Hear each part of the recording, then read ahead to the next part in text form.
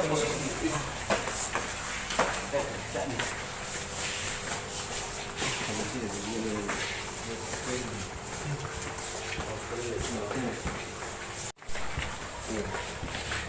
tuh dari kami yang kamu di Juma? Iya.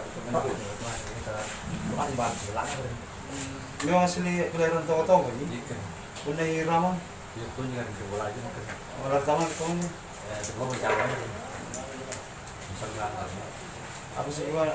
Ini di Sigara negara nggak di? Di Juma. juga kemarin kamu sih. Terusnya ini masalah ternak pencurian kuda berawal bahwa dia mencuri di kampung Pangkajene, kecamatan Bantaramba. Berawal mencuri kuda 2 ekor. 2 ekor baru dia bawa ke 480 dan dia mencuri HP sehingga kita bisa ungkap bahwa pelakunya adalah delalang. Itu berapa ekor dicuri, Pak? 2 ekor jantan dan betina. Dan apakah pelaku ini sudah spesialis pencurian atau Ternak atau seperti apa, Komandan? Ya, spesial pencurian ternak.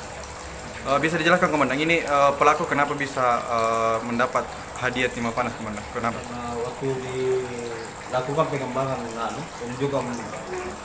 penunjukan tersangka lain dan TKP yang tempat mencuri kuda, dia memberontak di atas mobil sehingga petugas langsung melakukan tembakan peringatan sebanyak 3 kali, tapi tidak dilakukan sehingga dilumpuhkan.